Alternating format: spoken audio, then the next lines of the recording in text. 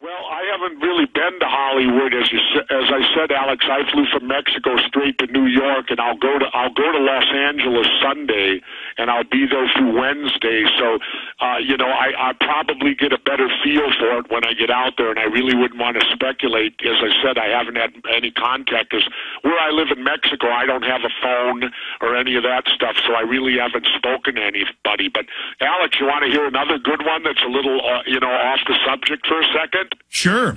My book right now, and I urge everybody, there's 3 new books out this week.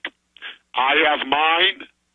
Dog the Bounty Hunter's got one out, and I don't care if Dog beats me or not. I kind of like Dog. He's kind of an interesting guy. But here's the one. We're beating the crap out of Karl Rove's book. And that's the guy I want to beat. I want this book to beat Karl Rove, because Karl Rove's book, I haven't read it yet, but a friend of mine read it, and he told me that the book is trying to rewrite history. Oh, yeah, saying basically that Saddam had WMDs and things. You said you'd like to waterboard Cheney. What about Rove? I actually saw Rove when I did the Today Show. Matt Lauer introduced him right before my segment, and I was standing there, and I just stood back and kept watching him. But I will give Rove one bit of credit. He has lost a great deal of weight. Well, I guess that is credit for him, but he is such a wicked person. Well, he sure wasn't to me. He came almost running over to me to shake my hand, so I don't know what that was all about. Well, he knows you're a big political contender, but as Tyrell said, you want to do the TV show and some more books, but you're leaning towards riding off into the sunset? I hope that's not the case. Well, I'll tell you what actually happened, and you can thank Dick Russell for this. In my last book, Don't Start the Revolution Without Me, you remember I wrote that last chapter as fiction? Yes. Where I made the run for the president with Robert Kennedy Jr. and I get shot and all that stuff. Well, I was going to end it right there. I was going to die in the end of that book, and I was never going to do anything public again. I was going to destroy Jesse Ventura. I created him, and I was going to destroy him then and then go on. And you can thank Dick Russell, because he talked me out of it, and he only put me in a coma. So obviously I've came back from the coma. Oh, wait a minute. Are you starting to maybe think about 2012? Oh, no. I just mean it's still considered to be in the public. No, Alex, I have no desire at this time to run for public office at all. I think that in many ways I can be as much or more effective in what I'm doing right now.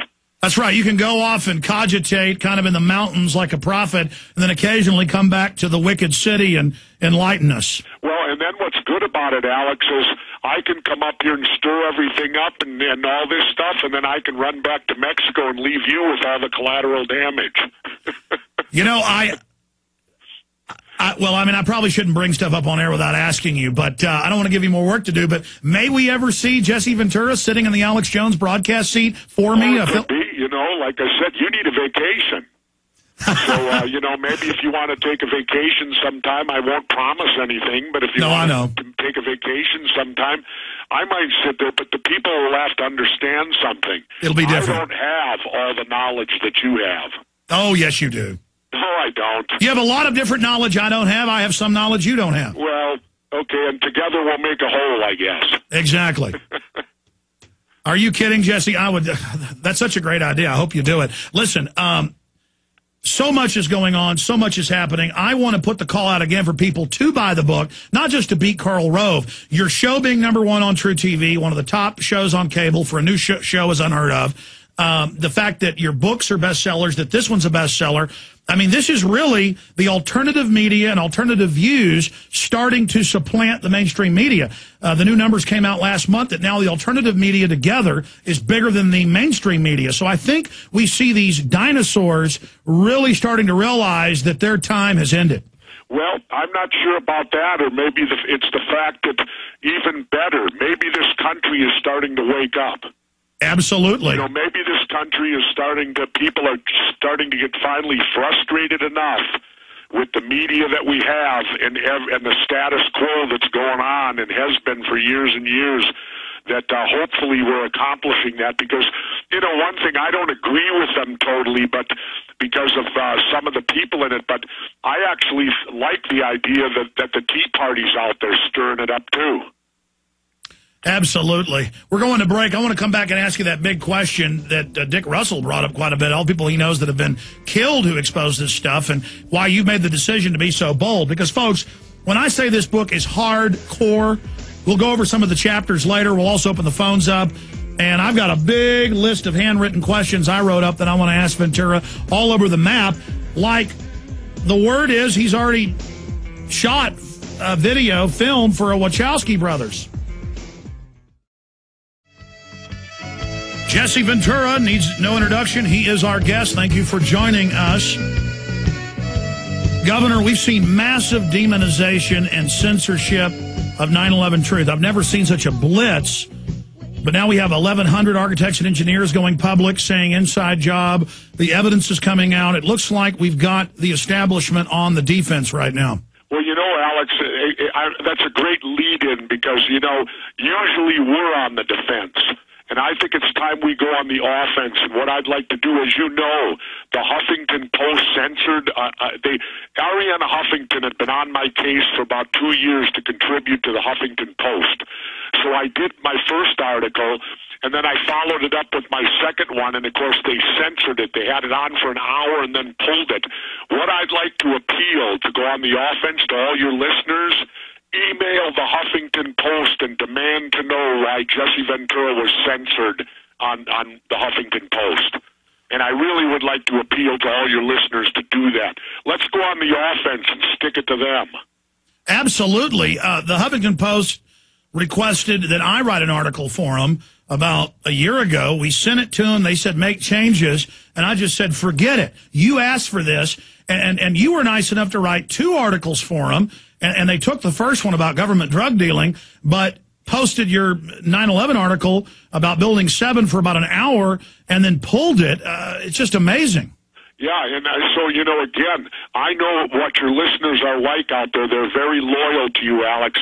And so send those emails to the Huffington Post and send a barrage of them. Imagine if they got 100,000 or more emails demanding to know why Jesse Ventura was censored from the Huffington Post. Well, I think more than that, we need to vote by buying the book and not let them censor it. And we also, if you want to get serious, go after their sponsors, because they might just like the traffic from emails overall and think they're getting attention out of it. But, I mean, that's a good idea, but there's got to be some other way to punish these people. How about folks go get the article that we reposted at Infowars.com. In fact, print it for me so I have the title. What was the title, Jesse? People can find it all over the web, and then that way we can email it out to all the media. I think that's the best way to really protest this, is to make sure that's in everybody's email inbox. Well, on the top it says Huffington Post, Jesse Ventura, Article 2, American, and in parentheses, American Conspiracies, and the title is What Really Happened on September the 11th. What really happened on... Title, What Really Happened on September 11th. What really happened on September 11th, Jesse Ventura. Search that, find the article that was censored. It's all over the web now, and get it out to even more people. But you know what, Jesse? I think them censoring it only backfired on them. Well, I'm hoping so. We can make it backfire on them. I think so, too. And I'll tell you this, I won't ever write for them again. Absolutely. I mean, they come to you, and then they censor it. Getting back to what Dick Russell was saying 2 days ago, he was, you know, for those that don't know, a top JFK researcher, several best-selling books.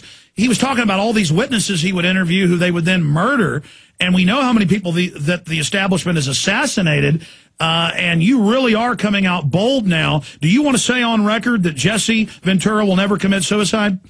Yes, I'll say on the record, absolutely. Jesse Ventura will never, ever commit suicide. And I second that. I will never commit suicide. I had the D.C. madam on air say that 3 months before they killed her. And I had been talking for a month before they killed Gary Webb, the Pulitzer Prize winner on CIA drug dealing. They'd been breaking into his house. And he was getting ready to come on the show when his new book came out, and they shotgunned him twice in the head. And the police said, Jesse, it's very normal to shoot yourself twice in the head. As a trained Navy SEAL, is that poppycock?